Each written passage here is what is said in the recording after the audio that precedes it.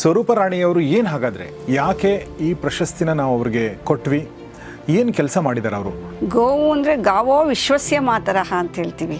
ಅಂದರೆ ಗೋಮಾತೆ ಜಗತ್ತಿನ ತಾಯಿ. ನೀನು ಹಾಲು ಕುಡಿದ್ರೆ ತುಪ್ಪ ತಿಂದರೆ ಮಗುಗೆ ಆರೋಗ್ಯ ಆಗುತ್ತೆ, ಕುಡಿ ಅಂತ.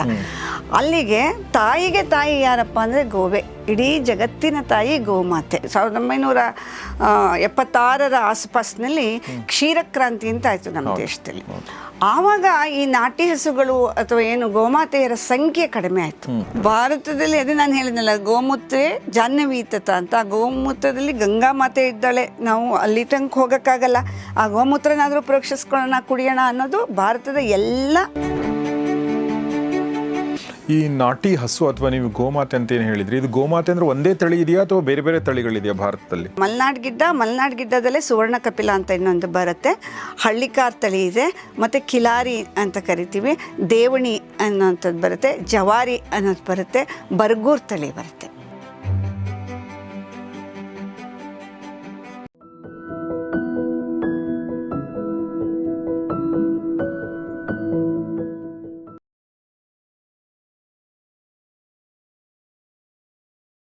ಸ್ನೇಹಿತರೆ ನಮಸ್ಕಾರ. ಗೌರಿ ಶಕ್ಕಿ ಸ್ಟುಡಿಯೋದ ವಿಶೇಷ ಸಂದರ್ಶನಕ್ಕೆ ನಿಮಗೆಲ್ಲ ಸ್ವಾಗತ. ನಾನು ಗೌರಿ ಶಕ್ಕಿ. ಸ್ನೇಹಿತರೆ, ಇವತ್ತು ಮೈಸೂರು ಜಿಲ್ಲೆಯ KR ನಗರದಿಂದ ಒಬ್ಬ ಅತಿಥಿ ನಮ್ಮೊಂದಿಗೆ ಜಾಯ್ನ್ ಆಗಿದ್ದಾರೆ. ಅವ್ರ ಹೆಸರು ಸ್ವರೂಪ ರಾಣಿ ಅಂತ. ಬನ್ನಿ ಅವ್ರನ್ನ ಸ್ವಾಗತಿಸೋಣ. ಮೊದಲನೇದಾಗಿ madam, welcome to the show. ನಮಸ್ತೆ. ಸ್ವರೂಪ ರಾಣಿಯವ್ರನ್ನ ಪರಿಚಯ ಮಾಡಿಸೋಕ್ಕಿಂತ ಮುಂಚೆ ಒಂದೇ ಒಂದು ಮಾತನ್ನು ಹೇಳಬೇಕು. ಅದೇನೆಂದರೆ 2026ನೇ ಇಸ್ವಿನಲ್ಲಿ ನಾವು ಶುರು ಮಾಡಿದಂಥ ಶೀ ಪವರ್ ಅವಾರ್ಡ್ಸ್ನ ಮೊದಲ ಸಾಲಿನ ಪ್ರಶಸ್ತಿ ವಿಜೇತರಲ್ಲಿ ಅವರು ಕೂಡ ಒಬ್ಬರು. ಅವರಿಗೆ ಪ್ರಶಸ್ತಿ ಕೊಡುವ ಮೂಲಕ ನಾವು ಪ್ರಶಸ್ತಿ ಗೌರವ ಹೆಚ್ಚಾಗಿದೆ ಅಂತ ನನಗನ್ಸುತ್ತೆ. ಹೀಗಾಗಿ ಮತ್ತೊಂದು ಸಲ ಅವರಿಗೆ ಅಭಿನಂದನೆಗಳನ್ನ ತಿಳಿಸ್ತಾ, ಧನ್ಯವಾದಗಳು. ಸ್ವರೂಪ ರಾಣಿಯವರು ಏನು ಹಾಗಾದರೆ ಯಾಕೆ ಈ ಪ್ರಶಸ್ತಿನ ನಾವು ಅವ್ರಿಗೆ ಕೊಟ್ವಿ, ಏನು ಕೆಲಸ ಮಾಡಿದ್ದಾರೆ ಅವರು? ಬನ್ನಿ ಒಂದು ವರದಿನ ನೋಡ್ಕೊಂಬರೋಣ.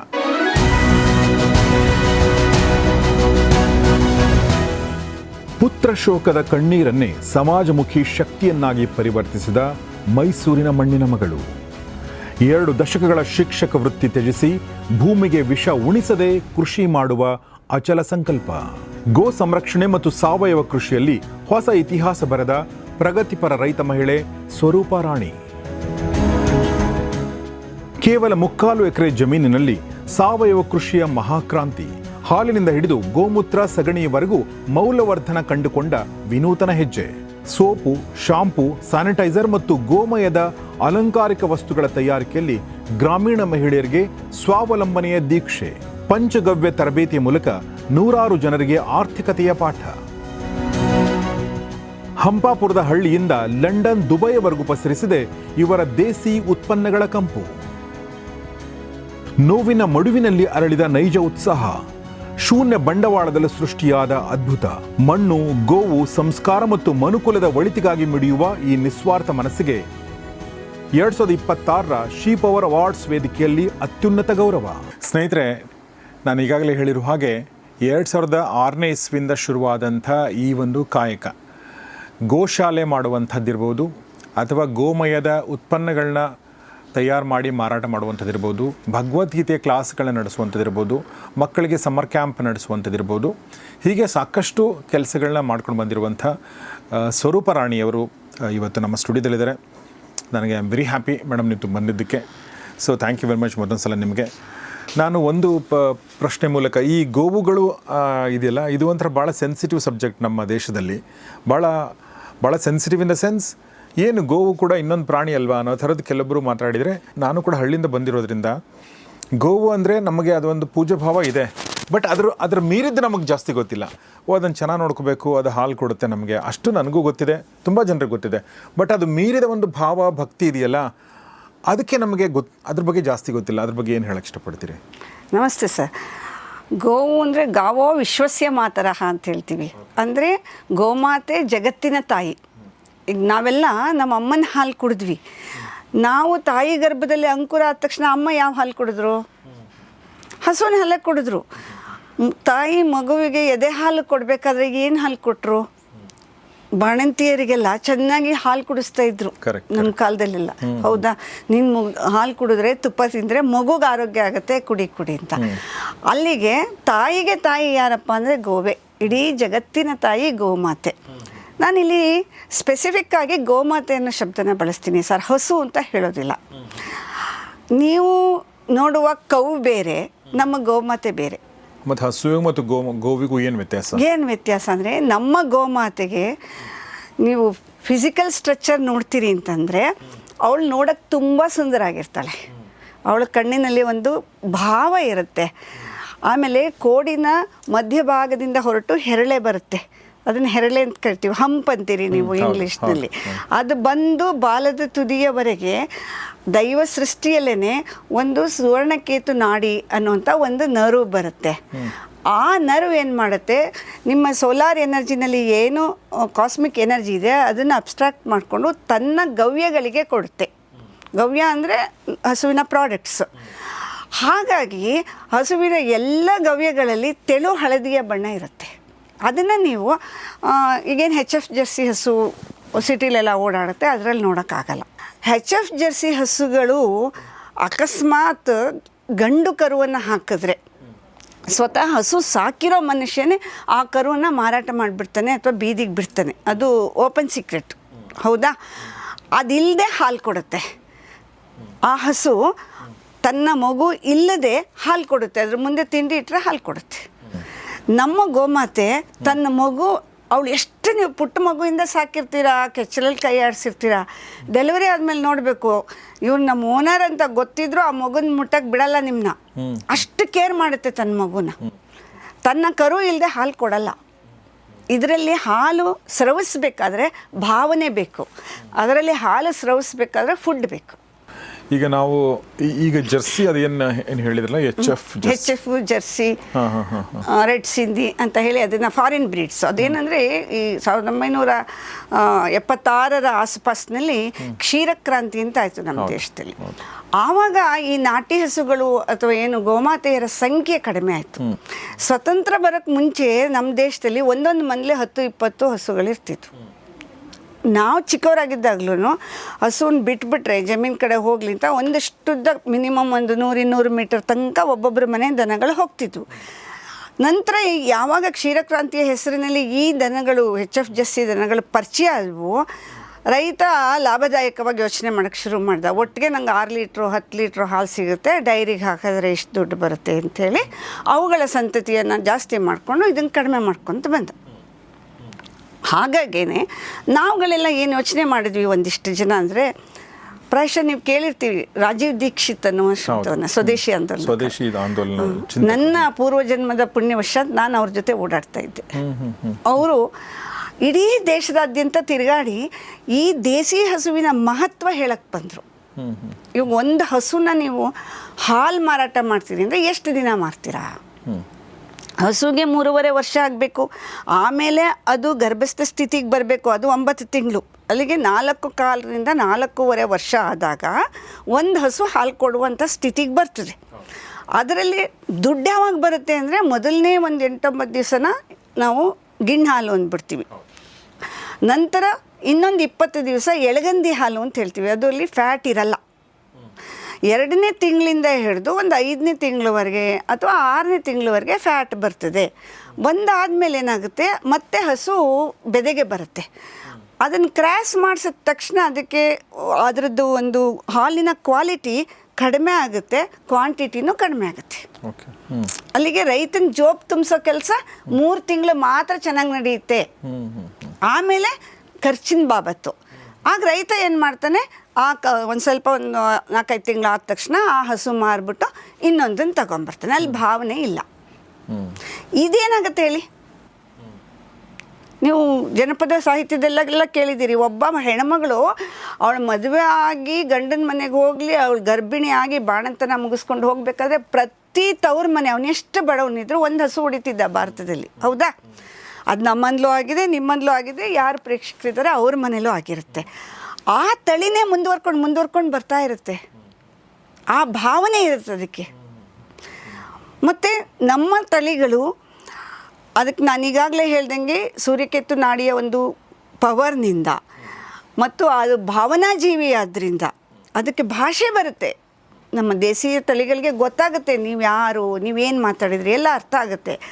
ಆ ಕಾರಣದಿಂದ ಅವ್ರು ಕೊಡೋ ಹಾಲಿನಲ್ಲಿ ತುಂಬ ಮೌಲ್ಯ ಇರುತ್ತೆ, ಓಕೆ. ರುಚಿ ಇರುತ್ತೆ ಮತ್ತು ನಿಮಗೆ ತುಂಬ ತೃಪ್ತಿಕರವಾದಂಥ ಸಂಪೂರ್ಣ ಆಹಾರ, ಸಮತೋಲನ ಆಹಾರ ಹಾಲು. ಈ ನಾಟಿ ಹಸು ಅಥವಾ ನೀವು ಗೋಮಾತೆ ಅಂತ ಏನು ಹೇಳಿದ್ರಿ, ಇದು ಗೋಮಾತೆ ಅಂದ್ರೆ ಒಂದೇ ತಳಿ ಇದೆಯಾ ಅಥವಾ ಬೇರೆ ಬೇರೆ ತಳಿಗಳಿದೆಯಾ ಭಾರತದಲ್ಲಿ? ಭಾರತದಲ್ಲಿ ತುಂಬ ತಳಿಗಳಿದ್ವು. ನಂತರ ತಳಿಗಳು ನಾಶ ಆಗ್ತಾ ಬಂದು ಈಗೊಂದು 33-32 ಸಂಖ್ಯೆಗೆ ಬಂದಿದೆ. ನಮ್ಮ ಗೋಶಾಲೆಯಲ್ಲಿ 13 ತಳಿ ಇದೆ ಸರ್. ನಾನು ಒಂದು ಕಸಾಯಿಖಾನೆಗೆ ಹೋಗುವಂಥ ಒಂದು ಗೋಮಾತೆನ ತಂದು ಅದರಿಂದ ದುಡಿಮೆ ಮಾಡಿ ಹೆಚ್ಚಿಸ್ತಾ ಬಂದು ಇವಾಗ 13 ತಳಿ ಇರುವಂಥ 90 ರಾಸುಗಳಿದೆ ನಮ್ಮಲ್ಲಿ. ಓಹೋ, ಯಾವುದೆಲ್ಲ ತಳಿಗಳು ಇವೆಲ್ಲ ದೇಸಿ ತಳಿಗಳು? ಎಲ್ಲ ದೇಸಿ. ಏನು ಹೆಸರು ಇದ್ರದ್ದೆಲ್ಲ? ಮಲ್ನಾಡ್ ಗಿಡ್ಡ, ಅದು ನಮ್ಮ ಕರ್ನಾಟಕದ್ದೇ 5 ತಳಿ ಬರುತ್ತೆ. ಮಲ್ನಾಡ್ ಗಿಡ್ಡದಲ್ಲೇ ಸುವರ್ಣ ಕಪಿಲ ಅಂತ ಇನ್ನೊಂದು ಬರುತ್ತೆ, ಹಳ್ಳಿಕಾರ್ ತಳಿ ಇದೆ, ಮತ್ತು ಕಿಲಾರಿ ಅಂತ ಕರಿತೀವಿ, ದೇವಣಿ ಅನ್ನೋಂಥದ್ದು ಬರುತ್ತೆ, ಜವಾರಿ ಅನ್ನೋದು ಬರುತ್ತೆ, ಬರ್ಗೂರ್ ತಳಿ ಬರುತ್ತೆ. ಇದಿಷ್ಟು ಕರ್ನಾಟಕದ ಬೇರೆ ಬೇರೆ ಪ್ರದೇಶಗಳಲ್ಲಿ ಬರುವಂಥದ್ದು. ಅದಲ್ಲದೆ ಗೀರ್ ತಳಿ ಇದೆ, ಕಾಂಕ್ರೇಜ್ ತಳಿ ಇದೆ. ಕಾಂಕ್ರೇಜ್ ಬಂದ್ಬಿಟ್ಟು ರಾಜಸ್ಥಾನದ್ದು. ಅದರದ್ದು ಕೋಡ್ ಬಂದು ಒಳ್ಳೆ ನಾವು ಮ್ಯಾಥಮೆಟಿಕ್ಸಲ್ಲಿ ಫ್ಲವರ್ ಬ್ರಾಕೆಟ್ ಬರಿತೀವಲ್ಲ ಆ ಟೈಪ್ ಇರ್ತದೆ. ಅದು ಒಂಥರ ಗುಡ್ಡಗಾಡುಗಳಲ್ಲಿ ಓಡಾಡೋಕ್ಕೆ ಸಾಧ್ಯವಾಗುವಂಥದ್ದು ಅಷ್ಟು ಇದಿರುತ್ತೆ. ಅಮೃತ ಮಹಲ್ ತಳಿ ಇದೆ. ಈ ತರಹ ವಿಭಿನ್ನವಾದಂತಹ ತಳಿಗಳಿದ್ದಾವೆ. ನಾನು ಚಿಕ್ಕವನಿಂದ ಕೇಳಿದ್ದು, ನಾನು ಉತ್ತರ ಕರ್ನಾಟಕದನಾಗಿರೋದ್ರಿಂದ ಕಿಲಾರಿ ತಳಿ ನಮ್ಮ ಊರುಗಳಲ್ಲಿ ಇರ್ತಿತ್ತು. ಎತ್ತುಗಳೆಲ್ಲ ಎತ್ತರ, ಆಮೇಲೆ ತೆಳ್ಳಗೆ. ಓಕೆ, ಆ ಥರ. ನಾನು ಬೀದರ್ಗೆ ಹೋಗಿದ್ದೆ ಓದಕ್ಕೆ, ಅಲ್ಲಿದ್ರು ನಮ್ಮ ತಂದೆ. ಅಲ್ಲಿ ನೋಡಿದಾಗ ಅದು ಇದು ದೇವಣಿ ತಳಿ ಅಲ್ಲಿ ನೋಡಿದ್ವಿ. ನಮ್ಮ ಊರವರಲ್ಲಿ ಬಂದಾಗೆಲ್ಲ ಆಶ್ಚರ್ಯ ಪಡೋರು, ಓ ಇಲ್ಲಿ ಎಲ್ಲ ಎತ್ತುಗಳು ಎಷ್ಟು ದಪ್ಪ ಇವೆ ಅಂತ. ನಮ್ಮ ಕಡೆ ದಪ್ಪ ಇಲ್ಲ, ಎತ್ತರ ಇರುತ್ತೆ, ಹೈಟ್ ಇರುತ್ತೆ ಮತ್ತು ತುಂಬಾ ಸ್ಟ್ರಾಂಗ್ ಆದ ಭೂಮಿಯಲ್ಲಿ ನಡೆಯುತ್ತೆ ಅದು ಕಿಲಾರಿ ತಳಿ. ಈ ಕಿಲಾರಿ ತಳಿ ನಮ್ಮ ಏನು ಹಳೆ ಮೈಸೂರು ಅಂತ ಹೇಳ್ತೀವಿ, ಹಳೆ ಮೈಸೂರಿನ ಹಳ್ಳಿಕಾರ್ ತಳಿಯಲ್ಲೇ ಸ್ವಲ್ಪ ಮುಂದುವರೆದ ಭಾಗ ಅಂತ ನಾನು ಹೇಳ್ತೀನಿ. ಇನ್ನು ದೇವಣಿ ತಳಿ ಬಂದ್ಬಿಟ್ಟು ಅದು ಮಹಾರಾಷ್ಟ್ರ ಮತ್ತು ಕರ್ನಾಟಕದ ಬಾರ್ಡರ್ ಆದಂಗೆ ಬರುತ್ತೆ. ಅದರ ವಿಶೇಷ ಏನಂದರೆ ಶರೀರ ಬೆಳ್ಳಗಿದ್ರೂ ಅದರ ಕಿವಿ ಮತ್ತು ಅದರ ನಿಪ್ಪಲ್ಲಿ ಕಪ್ಪಗಿರುತ್ತೆ ಮತ್ತು ಅದು ಆಳ್ತನ ತುಂಬ ಜೋರಿರುತ್ತೆ. ಇವೆಲ್ಲ ಏನು ನೀವು ತಳಿಗಳಂತ ಹೇಳಿದ್ರಲ್ಲ, ಇವಕ್ಕೆಲ್ಲ ಇದೇನು ಸ್ವಭಾವ ಬೇರೆ ಇರುತ್ತಾ? ಇದ್ರದ್ದು ಗೋಮಯಗಳು ಬೇರೆ ಇರುತ್ತಾ, ಹಾಲು ಬೇರೆ ಇರುತ್ತಾ? ಖಂಡಿತ ಸರ್, ಖಂಡಿತ. ಇದು ಗೋವಿನ ಒಂದು ಅಧ್ಯಯನ ಅಂದರೆ ಅದೊಂಥರ ಸಾಗರದಂತೆ. ನಾನು ಎಷ್ಟು ಮುಳುಗ್ತೀವಿ ಅಷ್ಟು ವೆರೈಟೀಸ್ ಆದಂಥದ್ದು ಬರುತ್ತೆ. ಗಂಗಾ ನದಿ ಹತ್ರ ಹೋಗಿ ಒಂದು ಉದ್ದರಣೆ ನೀರು ತೊಗೊಂಡು ತೃಪ್ತರಾಗೋರು ಇರ್ತಾರೆ, ತಲೆ ಮೇಲೆ ಪ್ರೋಕ್ಷಿಸ್ಕೊಳ್ಳೋರು ಇರ್ತಾರೆ, ಮುಳುಗಿ ಎದ್ದು ಪಾವನರಾಗೋರು ಇರ್ತಾರೆ. ಹಾಗೆ ಗೋವಿನ ವಿಚಾರ. ಗೋವು ಅದರ ಬಣ್ಣ, ಅದರ ಜಾತಿ, ಅದಿರುವ ಪ್ರದೇಶ ಇವೆಲ್ಲವೂ ನಮ್ಮ ಆರೋಗ್ಯದ ಮೇಲೆ, ನಮ್ಮ ಸ್ವಭಾವದ ಮೇಲೆ ತುಂಬ ಪ್ರಭಾವ ಬೀರುತ್ತೆ. ಅದರ ಗೋಮಯ ಇರ್ಬೋದು, ಗೋಮೂತ್ರ ಇರ್ಬೋದು. ಸೊ ಹಾಗೆ ನಾವು ಗೋವಿನ ಬಗ್ಗೆ ಮಾತಾಡ್ತಾ ಇದ್ವಿ. ನನಗೆ ಬಹಳ ಇದರಲ್ಲಿ ನಾಲೆಜ್ ತುಂಬ ಕಡಿಮೆ ಇರೋದ್ರಿಂದ ನನಗೆ ಇದೆಲ್ಲವೂ ಕೂಡ ನಂಗೆ ಹೊಸದು. ಈ ಒಂದು ಗೋವಿನ ಬಗ್ಗೆ ನಾವು ಮಾತಾಡ್ತಾ ಏನಂದರೆ, ಇಲ್ಲಿ ಮೇಡಮ್ದಂದರೆ ನಮ್ಮ ಸ್ವರೂಪ ರಾಣಿಯವರದ್ದು ಒಂದು ವಿಶೇಷತೆ ಏನಂತಂದರೆ, 2006ನೇ ಇಸ್ವಿಯಿಂದ ಇದನ್ನು ಶುರು ಮಾಡಿದರು. ಆಮೇಲೆ ಒಂದು ಪರ್ಸ್ನಲ್ ಒಂದು ಸಣ್ಣದಲ್ಲ, ತುಂಬ ದೊಡ್ಡದಾದ ಒಂದು ಟ್ರ್ಯಾಜಡಿ ಕೂಡ ಇದೆ ಅವ್ರ ಲೈಫಲ್ಲಿ. ಅದೇನೆಂದರೆ, ಅವ್ರ ಮಗ ತೀರ್ಕೋತಾರೆ, 19 ವರ್ಷದ ಮಗ. ಅದಾದ ನಂತರ ಈ ಒಂದು ಕಾರ್ಯಕ್ರಮವನ್ನು ನೀವು ಅಂದರೆ ಈ ಒಂದು ಅವನ ಹೆಸರಿನಲ್ಲೇ, ಅವ್ರ ಮಗನ ಹೆಸರಿನಲ್ಲೇ ಸುಭಾಷ್ ಎಂ ರಾವ್ ಮೆಮೋರಿಯಲ್ ಗೋಶಾಲೆ ಅಂತ ಶುರು ಮಾಡಿದ್ದಾರೆ. ಕರೆಕ್ಟಾ ಮೇಡಮ್? ಹೌದು. ಓಕೆ ಮೇಡಮ್, ನಾನು ಈ ಒಂದು ಏನು ಗೋಶಾಲೆ ಶುರು ಮಾಡ್ತಾರೆ, ಗೋಶಾಲೆ ಶುರು ಮಾಡಿ ಹಸುಗಳನ್ನ ಸಾಕೋದು ಓಕೆ, ಇದು ಒಂದು ಕಡೆ ಇರುತ್ತೆ. ಬಟ್ ಅದರಿಂದ ಹಾಲಂತೂ ಕಡಿಮೆ ಸಿಗುತ್ತೆ ನಿಮಗೆ. ಹೀಗಾಗಿ ಅದು ಈಗ ಸಾಕಿದವರು ಬದುಕಬೇಕು ಮತ್ತು ಗೋವುಗಳು ಕೂಡ ಬದುಕಬೇಕು ಅಂದರೆ ಏನಾದರೂ ಒಂದು ಬೇಕಲ್ಲ, ಎಕನಾಮಿಕ್ ಒಂದು. ಸೊ ಆ ದೃಷ್ಟಿಯಿಂದ ಅವರು ಗೋಮಯ ಅಂದರೆ ಗೋವಿನ ಉತ್ಪನ್ನಗಳಿಂದ, ಗೋವಿನ ಉತ್ಪನ್ನ ಅಂದರೆ ಸಗಣಿ, ಆಮೇಲೆ ಮೂತ್ರ, ಆಮೇಲೆ ಹಾಲು ಮೊಸರು ತುಪ್ಪ, ಇದರಿಂದ ಅವರು ಬೇರೆ ಬೇರೆ ಪ್ರಾಡಕ್ಟ್ಗಳನ್ನ ಮಾಡ್ತಾರೆ. ಅದ್ರ ಬಗ್ಗೆ ಏನು ಹೇಳಕ್ಕೆ ಇಷ್ಟಪಡ್ತೀನಿ ಮೇಡಮ್? ಸರ್, ಏನಂದರೆ ನಿಜವಾದದ್ದು ಗೋಮಯವೇ. ಅದಕ್ಕೆ ನಮ್ಮ ಪುರಾಣಗಳಲ್ಲಿ ಹೇಳ್ಬಿಟ್ಟಿದ್ದಾರೆ, ಗೋಮಯೇ ವಸತೆ ಲಕ್ಷ್ಮಿ, ಗೋಮೂತ್ರೇ ಜಾಹ್ನವಿ ತತ ಅಂತ. ಅಂದರೆ ಗೋಮಯ ಸಗಣಿಯಲ್ಲಿ ಲಕ್ಷ್ಮಿ ನಿವಾಸ ಮಾಡ್ತಾಳೆ. ಹಾಗೆಯೇ ಗೋಮೂತ್ರದಲ್ಲಿ ಗಂಗಾ ಮಾತೆನೇ ಇದ್ದಾಳೆ. ಅಂದರೆ ಗೋಮೂತ್ರ ನಮ್ಮನ್ನು ಶಾರೀರಿಕವಾಗಿ ಮಾನಸಿಕವಾಗಿ ಅಷ್ಟರ ಮಟ್ಟಿಗೆ ಪವಿತ್ರ ಮಾಡ್ತದೆ. ಗೋಮಯ ಬಂದ್ಬಿಟ್ಟು ನಮ್ಗೆ ಅಷ್ಟು ಹಣವನ್ನು ಕೊಡುತ್ತೆ. ಅದನ್ನು ನಾವು ಹುಡುಕೊಳ್ಬೇಕು ದಾರಿನ. ಹಣ ಅಂದರೆ ಹಾಗಾದರೆ ಹಸು ಸಗಣಿ ಹಾಕಲ್ವಾ, ದುಡ್ಡು ಹಾಕುತ್ತಾ? ಅಲ್ಲ, ಸಗಣಿನೇ ಹಾಕುತ್ತೆ. ಅದನ್ನು ಹಣವಾಗಿ ನಾನು ಹೇಗೆ ಪರಿವರ್ತನೆ ಮಾಡ್ಕೋಬಹುದು ಅಂತ ನಾವು ಯೋಚನೆ ಮಾಡಿದಾಗ. ಮೇಡಮ್, ಈಗ ಒಂದು ಪ್ರಶ್ನೆ ಕೇಳ್ಬಿಡ್ತೀನಿ ಮಧ್ಯದಲ್ಲಿ. ಈಗ ಗೋಮಯ ಅಂದರೆ ಗೋವಿನ ಉತ್ಪನ್ನಗಳಂತಂದರೆ ಹಾಲು ಮೊಸರು ನಮಗೆಲ್ಲ ಗೊತ್ತಿದೆ. ಈ ಸಗಣಿ ಮತ್ತು ಗೋಮೂತ್ರದ ಬಗ್ಗೆ ನಮ್ಗೆ ಗೊತ್ತಿಲ್ಲ. ಸಗಣಿ ನನಗೆ ಒಂದು ಹಂತಕ್ಕೆ ಗೊತ್ತಿದೆ. ಹೆಂಗೆ ಅಂತಂದರೆ, ಸಗಣಿಯಿಂದ ನಾವು ಕುಳ್ಳು ಮಾಡ್ತಿದ್ವಿ. ಕುಳ್ಳು ಮಾಡಿ ಬೆರಣಿ ತಟ್ಟಿ ಅದನ್ನು ಗೋಡೆಗೆ ಅಂಟಿಸಿ ಆಮೇಲೆ ಅದು ಒಣಗುತ್ತೆ. ಆಮೇಲೆ ಅದನ್ನು ಒಲೆಗಿಟ್ಟು ಉರಿಸೋಂಥದ್ದು ನೋಡಿದ್ವಿ. ಆಮೇಲೆ ಸಗಣಿಯಿಂದ ಸಾರಿಸಿ ತುಂಬ ಚಂದ ಅಂಗಳ ಸಾರಿಸಿ ಅದರಲ್ಲಿ ರಂಗೋಲಿ ಬಿಡೋದು ಅದನ್ನೆಲ್ಲ ನೋಡಿದ್ದೀನಿ. ಆದರೆ ಈ ಗೋಮೂತ್ರದ ಬಗ್ಗೆ ನಂಗೆ ಅಂದರೆ ಈಗ ನೋಡಿ, ಮೂತ್ರ ಅಂದರೆ ವಿಸರ್ಜನೆ ಆ್ಯಕ್ಚುಲಿ. ಅಂದರೆ ನಾವು ನೀರು ಕುಡಿದು ಅಂದರೆ ಶುದ್ಧೀಕರಣಗೊಂಡು ಅಶುದ್ಧವಾಗಿರುವಂಥ ಒಂದು ಪ್ರಾಡಕ್ಟ್ ಹೊರಗಡೆ ಹೋಗೋದು ಬೇಸಿಕಲಿ. ಅದು ಹೇಗೆ ಚೆನ್ನಾಗಿರೋಕ್ಕೆ ಸಾಧ್ಯ ಅನ್ನೋದು ನನ್ನ ಪ್ರಶ್ನೆ. ಸರ್, ಅದೇ ಭಾರತೀಯ ಗೋತಳಿಯ ವಿಶೇಷತೆ. ನೀವು HF ಜರ್ಸಿ ಹಸು ನೋಡಿದಾಗ ನೀವು ಹೇಳಿದ ಪಾಯಿಂಟ್ ಕರೆಕ್ಟಾಗಿ ಆಗುತ್ತೆ.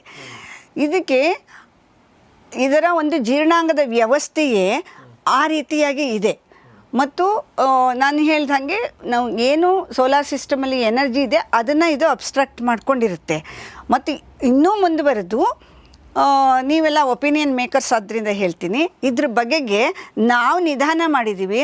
ಆದರೆ ಅಮೆರಿಕಾದವರು ಭಾರತೀಯ ಗೋತಳಿಯ ಮೂತ್ರಕ್ಕೆ ಪೇಟೆಂಟ್ ತೊಗೊಂಡಿದ್ದಾರೆ ಸರ್. ಓಕೆ, ಹೌದಾ? ಹೌದು.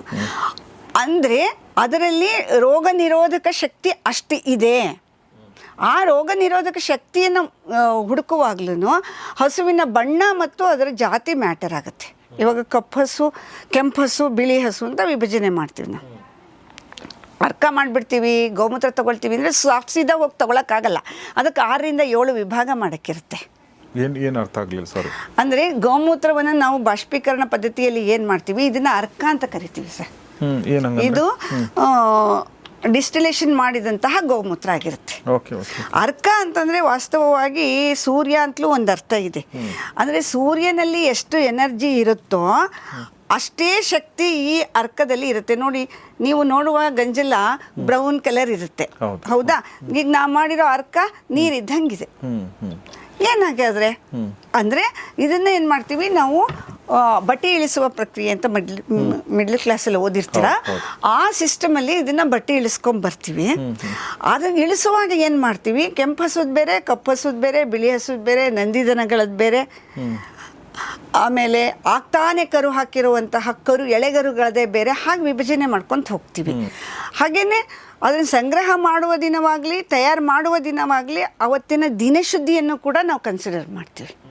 ಯಾಕೆ ಅಂದರೆ ಆ ದಿನಕ್ಕೆ ಅನುಗುಣವಾಗಿ ನಮ್ಮ ಈ ಭೂಮಿಯ ಚಲನೆ ನಡೀತಾ ಇರುತ್ತೆ. ಅದರ ಪ್ರಭಾವ ಹಸುವಿನ ಮೇಲೆ ಬಿಟ್ಟಿರುತ್ತೆ. ಅದಕ್ಕೆ ತಕ್ಕಂತೆ ಇದು ನಮ್ಮ ಶರೀರದ ಯಾವುದೇ ತೊಂದರೆಗಳಿರ್ಬೋದು, ಮೂಲ ಶುರು ಆಗೋದಲ್ಲಿ ವಾತ ಪಿತ್ತ ಕಫದಿಂದ, ಹೌದಾ? ಅದಕ್ಕೆ ವಾತ ರೋಗಗಳ ತೊಂದರೆಗಳಾದಂತಹ 80 ಡಿಸಾರ್ಡರ್ಸು, ಪಿತ್ತ ತೊಂದರೆಗಳಾದಂತಹ 40ಕ್ಕೂ ಹೆಚ್ಚು ಡಿಸಾರ್ಡರ್ಸು, ಹಾಗೆ ಕಫದ ತೊಂದರೆಗಳಾದಂಥ 20ಕ್ಕೂ ಹೆಚ್ಚು ಡಿಸಾರ್ಡರ್ಸು. ಆಯಾ ಬಣ್ಣದ ಗೋವುಗಳ ಮೂತ್ರವನ್ನು ನಾವು ಬಾಷ್ಪೀಕರಣ ಮಾಡಿ ನಿತ್ಯ ಸೇವನೆ, ಅದೇನು ಔಷಧಿ ಅಲ್ಲ, ನನ್ನ ಬಾಡಿಯಲ್ಲಿ ಇರುವಂತಹ ಸೆಲ್ಸ್ನ ನಾನು ಡಿಟಾಕ್ಸಿಫಿಕೇಷನ್ ಮಾಡ್ಕೊತೀನಿ. ಉದಾಹರಣೆಗೆ ಹೇಳಬೇಕಂದ್ರೆ, ಇದು ಒಂಚೂರು ವೈಯಕ್ತಿಕ ವಿಷಯ. ನಾನು ಹುಟ್ಟಿನಿಂದ ಅಸ್ತಮೆಟಿಕ್ ಪೇಷಂಟ್. ನಾನು ಎಂತಹ ಪರಿ ಅಸ್ತಮಾ ಪೇಷಂಟ್ ಅಂದರೆ, ನಾನು ಒಂದಷ್ಟು ಶಾಲಾ ಶಿಕ್ಷಕಿಯಾಗಿ ಕೂಡ ಸೇವೆ ಸಲ್ಲಿಸ್ತವಳು. ಕ್ಲಾಸ್ ಮಾಡ್ತಾ ಮಾಡ್ತಾ ನಂಗೆ ವೀಸಿಂಗ್ ಬಂದರೆ ಕುಸಿದ್ಕೊಂಡ್ಬಿಡ್ತಿದ್ದೆ ಅಲ್ಲಿ. ನನ್ನ ಜೊತೆನೇ ಯಾವಾಗಲೂ ಒಂದು ಬ್ಯಾಸ್ಕೆಟ್ ಇರ್ತಾಯಿತ್ತು, ಅದರಲ್ಲಿ ಬಿಸಿನೀರಿಂದ ಒಂದು ಫ್ಲಾಸ್ಕು, ಕಾಫಿ, ಹಾಗೆ asthma related liquid, tablets, inhaler ಎಲ್ಲ ಇರ್ತಿದ್ದು. ಮಕ್ಕಳೇ ಎದ್ದು ಬಂದು ನನಗೆ ಕೊಟ್ಟು ಹುಷಾರು ಮಾಡ್ತಿದ್ದಂಥ ಸ್ಥಿತಿಲಿದ್ದೆ. ನಾನು ಯಾವಾಗ ಇದನ್ನು ಶುರು ಮಾಡಿದೆ, ಈಗ 90 ರಾಸುಗಳನ್ನು ನಾನು ನಿಭಾಯಿಸ್ತಾ ಇದ್ದೀನಿ. ಹುಟ್ಟಿನಿಂದ ನಾನು ರೊಮೆಟೆಡ್ ಆರ್ಥರೈಟ್ ಪೇಷಂಟ್. ಯಾವಾಗಲೂ ನನಗೆ ಕೈ ಹಿಡ್ಕೊಂಬಿಡುತ್ತೆ, ಕಾಲು ಹಿಡ್ಕೊಂಬಿಡುತ್ತೆ, ಬರೆಯೋದಕ್ಕೆ ಆಗಲ್ಲ, ಬರೆದ್ರೆ ಪೇಜ್ ಮಗ್ಚಕ್ಕಾಗಲ್ಲ ಅಂತ ಇದ್ದೆ. ಇವಾಗ ಇಷ್ಟು ಕೆಲಸ ಮಾಡ್ತೀನಿ.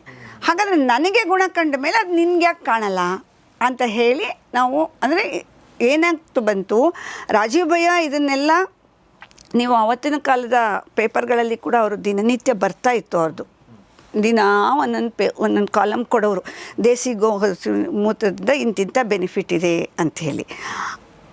ಅದನ್ನೆಲ್ಲ ಹೇಳುವಾಗ ನನಗೆ ನನ್ನ ಸ್ಥಿತಿ, ಇದೆಲ್ಲ ನಮ್ಮಲ್ಲಿ ಮಾಡ್ತಾ ಇದ್ರಲ್ಲ ಹಿಂದೆ ಈಗ ನೀವು ಹೇಗೆ ಹೇಳಿದ್ರಿ, ನಾನು ಹಳ್ಳಿಯ ಒಂದು ವಾತಾವರಣದಿಂದ ಬಂದೆ, ಕುಳ್ಳು ಮಾಡೋದು ನೀವು ನೋಡಿದ್ರಿ. ಹಾಗೆ ಮನೆಯಲ್ಲಿ ಗೋಮೂತ್ರ ಮಾಡಿ ನಮ್ಮ ಚಿಕ್ಕಮ್ಮ ಗೋಮೂತ್ರ ಕುಡಿದನು ನೋಡಿದ್ದೀನಿ ನಾನು. ಹಾಂ ಹಾಂ ಹಿಂಗೆ ಹೋಗ್ತಾ ಇತ್ತು ಒಂದ್ಸಲ ನಮ್ಮ ಮನೆ ಎದುರುಗಡೆ, ನಾವು ಚಿಕ್ಕವನಿದ್ದೆ, ಗೋವು ಹಿಂಗೆ ಹೋಗ್ತಾ ಇತ್ತು, ಇವ್ರು ಕೆಲಸ ಮಾಡ್ತಾ ಇದ್ರು, ಹಿಂಗೆ ತಗೊಂಡು ಹಿಂಗೆ ಕುಡ್ಕೊಂಡ್ರು. ನಾವು ಚಿಕ್ಕವರಿದ್ವಿ, ನಾವು ಓಡೋದ್ವಿ, ನಮಗೆಲ್ಲ ಕುಡಿಸ್ಬಿಡ್ತಾರೆ ಅಂತೇಳಿ. ಇಲ್ಲ, ಅವ್ರ ಕುಡಿಸ್ತಿರಲ್ಲ, ಅದು ಬೇರೆ ವಿಚಾರ. ಅವರು ಕುಡಿದಿರೋದು ಶ್ರದ್ಧೆಯ ಪ್ರಶ್ನೆ. ಪ್ರಾಯಶಃ ಅವ್ರಿಗೆ ಆರೋಗ್ಯದ ಗೊತ್ತಿದೆಯೋ ಇಲ್ವೋ ನನಗೆ ಗೊತ್ತಿಲ್ಲ. ಭಾರತದಲ್ಲಿ ಅದೇ ನಾನು ಹೇಳಿದ್ನಲ್ಲ, ಗೋಮೂತ್ರ ಜಾಹ್ನವೀತತ ಅಂತ, ಆ ಗೋಮೂತ್ರದಲ್ಲಿ ಗಂಗಾ ಮಾತೆ ಇದ್ದಾಳೆ, ನಾವು ಅಲ್ಲಿ ತನಕ ಹೋಗೋಕ್ಕಾಗಲ್ಲ, ಆ ಗೋಮೂತ್ರನಾದರೂ ಪ್ರೋಕ್ಷಿಸ್ಕೊಳ್ಳೋಣ, ಕುಡಿಯೋಣ ಅನ್ನೋದು ಭಾರತದ ಎಲ್ಲ ಜನರಲ್ಲಿ ಇತ್ತು. ನೀವು ಹೇಗೆ ಅಂದರೆ ಇದನ್ನೇ ಹೇಗೆ ನಿಮಗೆ ಅಂದರೆ ನಿಮ್ಗೆ ಗುಣ ಆಯ್ತು ಅಂತ ಹೇಳಿದ್ರಲ್ಲ, ಅಂದರೆ ಏನು ಹೆಂಗೆ ಗುಣ ಆಯಿತು ಅದು? ಅಂದರೆ ಡೈಲಿ ಕುಡಿತಿದ್ರಾ ಏನು? ಹೌದು, ನಾನು ಏನಂದರೆ ನಮ್ಮದು ಹಲ್ಪುಡಿ ಬಳಸ್ತೀವಿ ನೋಡಿ, ಇದು ಟೂತ್ ಪೌಡ್ರ್ ಇತ್ತು ಆ್ಯಕ್ಚುಲಿ. ಓಕೆ. ಇದು ನೀವು ಹೇಳಿದ್ರಲ್ಲ ಕುಳ್ಳು, ಆ ಬೆರಣಿಯನ್ನು 3 ವಿಧದಲ್ಲಿ ಸುಡ್ತೀವಿ. ಓಕೆ. ಇದು ತುಂಬ ಕಪ್ಪಾಗಿ ಸುಟ್ಕೊಂಡಿರೋವಂಥದ್ದು. ಹಾಗೆ ಇನ್ನೊಂದು ಭಾಗ ಬರುತ್ತೆ ಆರ್ಡಿನರಿ ಭಸ್ಮ ಮಾಡೋದು, ಮತ್ತೊಂದು ವಿಭೂತಿ ಮಾಡೋದು. ಈ ಪುಡಿಗೆ ಪಂಚಗವ್ಯಗಳನ್ನು ಹಾಕ್ತೀವಿ. 5 ಗವ್ಯಗಳ ಜೊತೆಗೆ ಕೆಲವು ಗಿಡಮೂಲಿಕೆಗಳನ್ನು ಹಾಕ್ತೀವಿ, ತ್ರಿಫಲಾನ ಹಾಕ್ತೀವಿ, ತ್ರಿಕಟುನ ಹಾಕ್ತೀವಿ, ಎಲ್ಲ ಹಾಕಿ ಕಲಸಿ ಸೈಂಧವ ಲವಣ ಎಲ್ಲ ಹಾಕಿ ಇಟ್ಟು, ಅದು ಇಷ್ಟಿಷ್ಟು ಅವರ್ಸ್ ಅಂತ 48 ಅವರ್ಸ್ ಇಡಬೇಕು, 24 ಅವರ್ಸ್ ಇಡಬೇಕು, ಬಟ್ಟೆ ಕಟ್ಟಿಡಬೇಕು. ಆಮೇಲೆ ವಸ್ತ್ರಗಾಳಿತನ ಅಂತ ಕರಿತೀವಿ, ಅಂದರೆ ಬಿಳಿ ಬಟ್ಟೆಯಿಂದ ಅದನ್ನು ಜರಡಿಸ್ಕೊಳ್ಳೋವಂಥದ್ದು. ಹಾಗೆ ಮಾಡಿ ನಾವು ಉಪಯೋಗಿಸ್ತಾ ಬಂದರೆ ನಮ್ಮ ಇಲ್ಲಿ ಏನು ಅನ್ನನಾಳ ಶ್ವಾಸನಾಳ ಇರುತ್ತೆ, ಅಲ್ಲಿರುವಂಥ ಕಫವನ್ನು ಅದು ತೆಗೆಯುತ್ತೆ. ಇವಾಗ ನಮಗೆ ಪಿತ್ತದಂಶ ಜಾಸ್ತಿ ಇದ್ದರೆ ಪಿತ್ತನ ಹೋಗಿಸಾಡಿಸುತ್ತೆ.